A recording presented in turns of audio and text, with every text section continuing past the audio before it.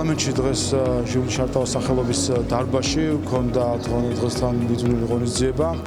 ჟიული შარტავა სწორედ ამ მხრივ არის ადამიანი, რომელიც როგორც ეროვნული გმირი, ერთის მხრივ საკუთარი გმირობის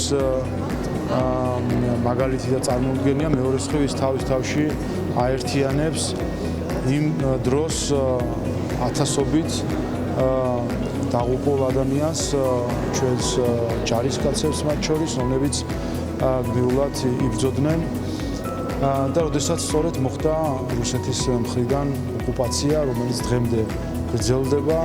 დღეს ჩვენ ვიმყოფებით საქართველოს პარლამენტში და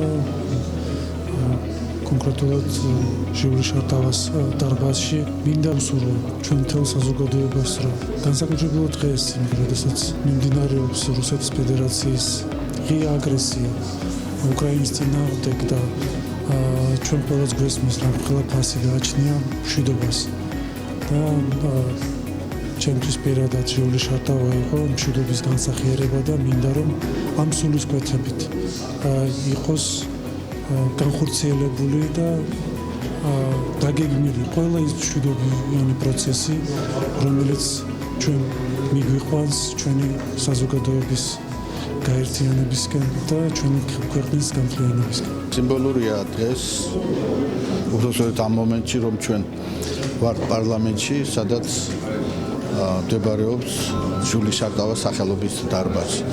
პარლამენტის თავმჯდომარეებმა შეიტანეს თავისი წვლი მისი სახელის უგდავყოფაში. ბატონი შალვა პაპუაშვილი 29 წლის თავთან დაკავშირებით აწყობს გამოფენას, მიღებას და კიდევ ერთხელ ხაზს უსვამს იმას, რომ ყოველივე ეს საჭიროა იმ თაობებისათვის, რომლებიც მოდიან ჩვენს მერე, რათა ის რაც გააკეთა ჟიულიმ და მისმა მეგობრებმა არ დარჩებს მხოლოდ ამ თაობის მეხსიერებაში. მნიშვნელოვანია ჩემთვის, რაც გაჟღერდა დღეს ოფიციალური პირებისაგან, რომ აფხაზეთს დღეს ამ პირობებში არაფერი ემუქრება თბილისიდან. მე ძალიან მინდა, რომ ეს ინფორმაცია და მესიჯი გზავნილი მივიდეს სოხუმში. რაც შეეხება დღევანდელ ღონისძიებას, თქვენ იყავით მომსწრე, როგორ ტარდებოდა ეს ღონისძიებები გუშინწინ, დღესაც ჟიული შარტავას საფლავთან, დღეს გაიხსნა ჟიულის ბიუსტი და